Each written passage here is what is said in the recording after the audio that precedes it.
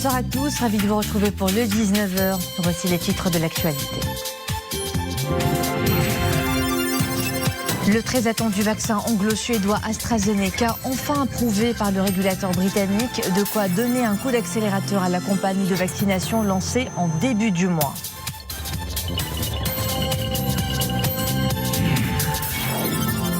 Le 18e Grand Prix de la presse récompense les femmes et les hommes des médias. Joli palmarès pour la SNRT qui a raflé 4 prix dans plusieurs catégories.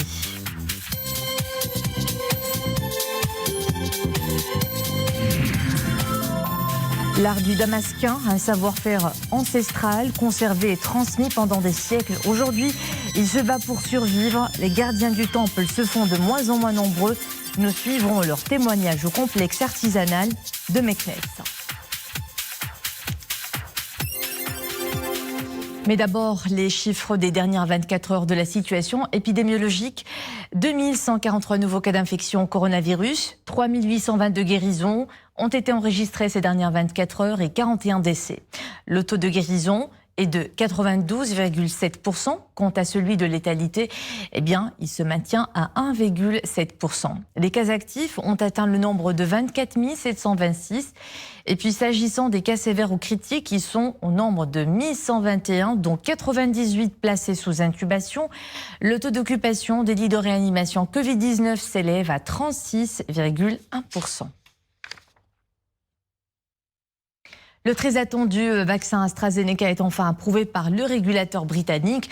Le vaccin anti-Covid mis au point par le groupe AstraZeneca avec l'université d'Oxford est désormais officiellement autorisé par les autorités sanitaires britanniques. Il leur permettra d'accélérer la campagne de vaccination lancée pendant le début de ce mois. Le pays nourrit beaucoup d'espoir, surtout après l'envolée vertigineuse des cas attribués à une nouvelle variante du virus. Nisreen Rostar. C'est le game changer que le gouvernement britannique attendait pour éradiquer la pandémie. Maintenant que la situation atteint jour après jour un seuil critique après l'apparition de la nouvelle souche du Covid, Londres accélère la cadence et met les bouchées doubles. Le pays a déjà commandé 100 millions de doses du vaccin AstraZeneca, de quoi vacciner 50 millions d'habitants avec 2 doses chacun. Un grand défi logistique et humain qui va démarrer dans 5 jours. Je compte me faire vacciner, bien sûr. La situation ne cesse d'empirer. Devant ces chiffres mornes, le vaccin tombe à point nommé.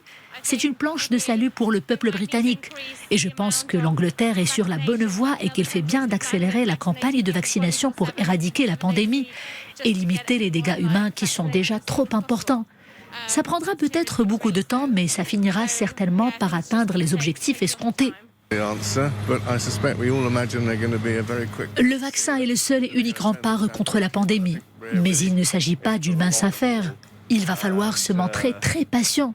À ce stade, par exemple, personnellement, je suis incapable de planifier mes prochaines vacances estivales, ni prévoir quoi que ce soit, même à court terme. Le vaccin d'AstraZeneca suscite beaucoup d'espoir. Le Premier ministre britannique salue un grand triomphe de la science britannique. Nous allons maintenant vacciner autant de gens possible et le plus rapidement possible, a tweeté Boris Johnson. Oui, je me ferai vacciner sans nul doute. Dans mon entourage, le vaccin fait l'unanimité presque. Et rares sont les personnes hésitantes ou alors perplexes quant à cette grande opération vaccinale. Son efficacité est officiellement approuvée. C'est une excellente chose. Vous savez, j'ai perdu un cousin à cause du Covid. Ma fille a été testée positive la semaine dernière. Elle souffre beaucoup. Le vaccin nous aidera certainement à entrevoir la lumière au bout du tunnel. La priorité sera donnée aux catégories à risque, notamment les résidents des maisons de retraite, les soignants et les personnes âgées de plus de 50 ans. Le vaccin d'AstraZeneca est bien moins cher que celui de Pfizer-BioNTech, déjà utilisé en Angleterre. Au Maroc, les autorités sanitaires ont opté pour appel pour le vaccin chinois Sinopharm fabriqué avec la méthode dite old-fashioned à travers un virus inactivé, en attendant l'aval pour celui d'AstraZeneca qui est obtenu pour sa part grâce à la méthode du virus atténué. Et les campagnes de vaccination se poursuivent dans le monde. L'Argentine a lancé sa campagne anti-Covid avec le vaccin russe Sputnik, devenant le premier pays d'Amérique latine à l'utiliser. Dans le pays de l'Union européenne, le bal des vaccinations a été lancé le week-end dernier. Selon la présidente de la Commission européenne, 100 millions de doses supplémentaires ont été commandées. L'Espagne a ainsi reçu plus de 350 000 doses du vaccin Pfizer-BioNTech. Et aux États-Unis, les autorités ont commencé à vacciner leurs forces militaires. À la veille de la sortie du Royaume-Uni du marché unique européen, les dirigeants de l'UE ont signé ce mercredi l'accord post-Brexit conclu avec Londres pour encadrer la rupture historique. De son côté, le Premier ministre britannique Boris Johnson a apposé sa signature sur cet accord de commerce et de coopération post-Brexit qui va être appliqué à titre provisoire à compter du 1er janvier. Le texte de 1246 pages a été conclu la veille de Noël pour éviter le chaos d'un no deal. Après 47 ans d'intégration européenne et 4 ans et demi de déchirement suivant le référendum du Brexit, le Royaume-Uni cessera alors d'appliquer les règles européennes.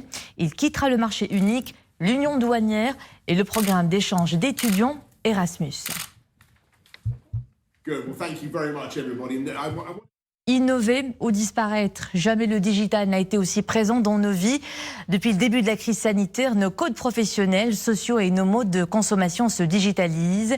Le vent de changement est bien là et il faut l'attraper. C'est en gros ce qui ressort de la 3e édition du sommet annuel Empowerment 21 tenu à Casablanca. La conférence a été l'occasion de débattre de la nécessaire mutation vers une économie numérique à travers le marketing digital. Sarah Katir. Ces jeunes ont créé une start-up grâce à une application spécialisée dans le covoiturage. Un business aujourd'hui sur la bonne voie. Ils participent avec d'autres jeunes start-upers au sommet Empower 21 auquel ont pris part entrepreneurs, incubateurs, investisseurs et grandes entreprises. Le but est de débattre de la nécessaire mutation vers une économie numérique. Aujourd'hui, nous participons à ce sommet-là effectivement pour partager notre expérience sur le digital, comment le digital nous a permis de continuer à être présent pour nos utilisateurs, à ce que notre entreprise continue à produire, à servir nos membres, tout en utilisant et en exploitant au maximum les bienfaits de le digital. Notre participation au sommet consiste principalement, en tant qu'ancienne start-up et qu'entreprise spécialisée dans un domaine d'avenir, que sont l'intelligence artificielle et les big data, de pouvoir donner aux différentes jeunes entreprises qui sont parmi nous aujourd'hui des retours d'expérience qu'on appelle en anglais le give back, c'est-à-dire la capacité à rendre à la société ce qu'elle nous a offert nous-mêmes quand on était jeune entreprise, pour pouvoir dépasser justement les problèmes à laquelle l'économie aujourd'hui est confrontée, d'autant plus dans un contexte de Covid. Le digital a pris une ampleur énorme dans notre quotidien, d'où l'importance de passer à son opérationnalisation avec la mise en place d'outils nécessaires à l'utilisation du digital. L'objectif de la journée, c'est de permettre de donner aux jeunes entrepreneurs justement donc des conseils, quel que soit en fait leur stade d'avancement, soit aspirants entrepreneurs, soit déjà entrepreneurs, soit ils ont déjà des produits qu'ils vendent, mais l'objectif c'est de les pousser encore plus loin. Ce sommet a été fait sur un plateau télé 100% digital et a pu toucher plus de 1000 jeunes entrepreneurs qui ont pu le suivre en live. Un des thèmes débattus par cette conférence en ligne a été la Covid-19 et ses répercussions économiques. Les participants ont réaffirmé que le marketing digital est la solution pour pouvoir continuer à vendre, même en temps de pandémie.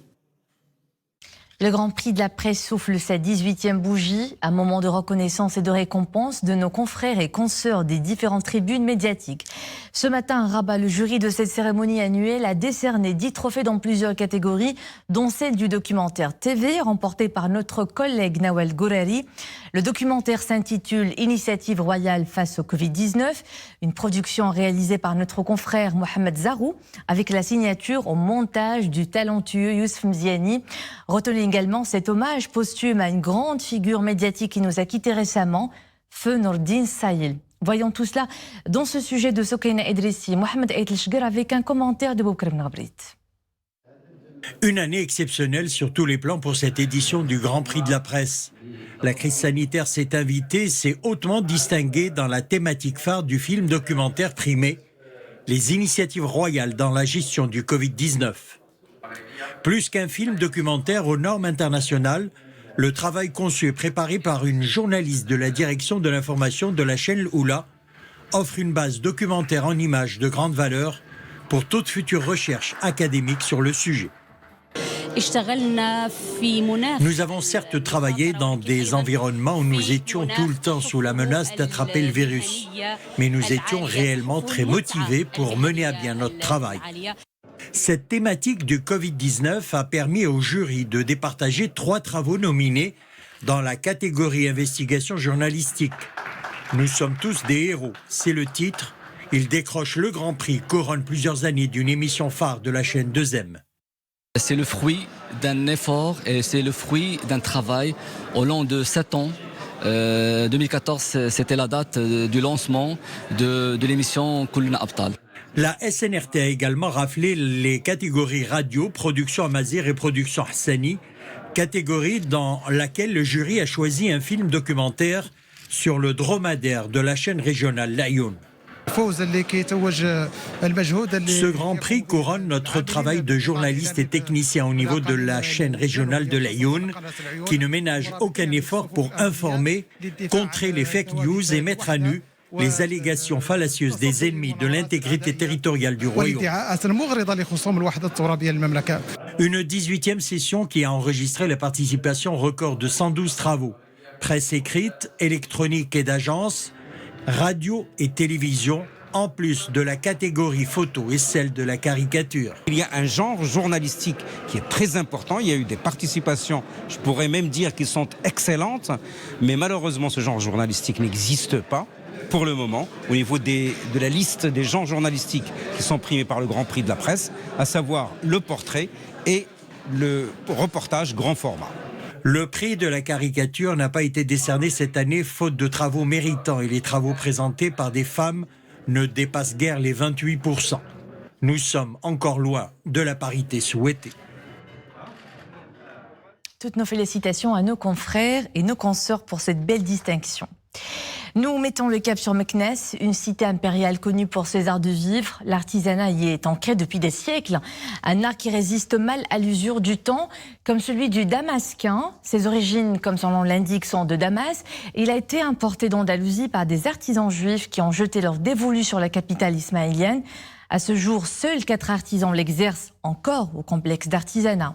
Reportage Abslam Khalwi, Ibrahim Lraouti, commentaire Zakaria Mouqimbillah. Meknès, ses remparts, ses monuments historiques et son ancienne Médina. Durant des siècles, la cité ismaélite a accueilli toutes sortes de filières artisanales qui se sont épanouies et développées. Aujourd'hui, le complexe artisanal de la ville accueille les rares ma'alem à exercer des métiers en voie de disparition. C'est le cas de l'art de la damasquinerie, art ancestral originaire du Levant et introduit à Meknès par l'Andalousie. Un art subtil de la gravure sur acier, dont les tailles reçoivent des incrustations d'or ou d'argent, donnant à voir de sublimes dessins. Au début des années 70, 15 artisans travaillaient pour moi. Le damasquin était très prisé à l'époque. Les clients se ruaient chez nous pour commander des produits variés. Aujourd'hui, seuls 4 maîtres ma'alem exercent encore cette activité, mais leur production a fortement régressé. Il n'y a plus autant de demandes sur ces produits. Dans ce complexe d'artisanat, nous sommes 2 ma'alem à travailler cette spécialité.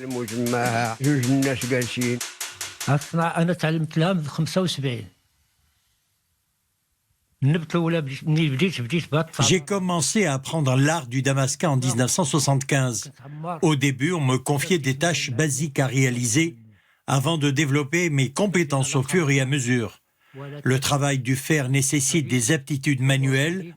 Ce n'est pas une activité théorique. Idem pour le travail de l'argent ou de l'ornement, qui nécessite une grande maîtrise technique. Les jeunes ne veulent plus s'adonner à ce métier. Si nous abandonnons la pratique de cet art d'ici 1 an, 2 ou 3 ans, il risque de disparaître.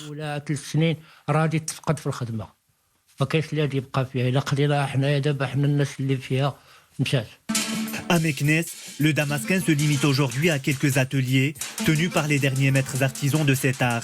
La pandémie du Covid-19 a fortement impacté l'activité. Ici, dans cet atelier, Les secrets et les subtilités de ce savoir-faire artisanal sont jalousement sauvegardés.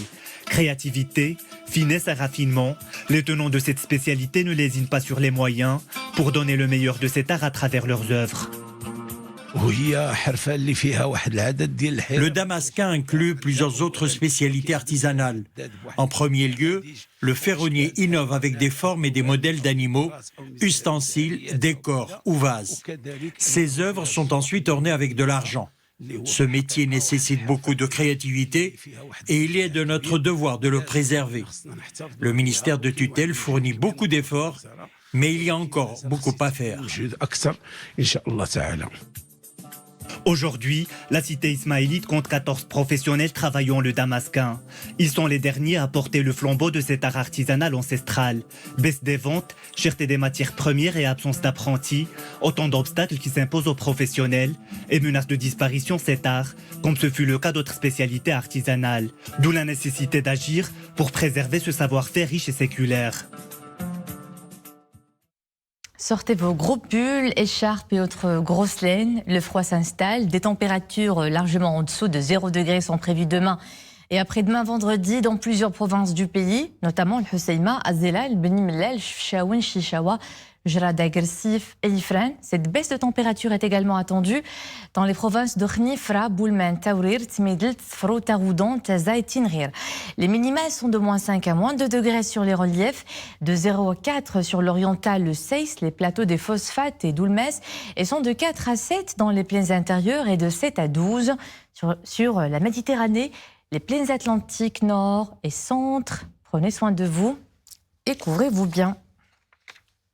Et c'était le mot de fin de cette édition. Merci à vous de nous suivre. À 21h, l'information de retour avec Mohamed Reda Lavidi. Au plaisir de vous retrouver demain. Bonne soirée.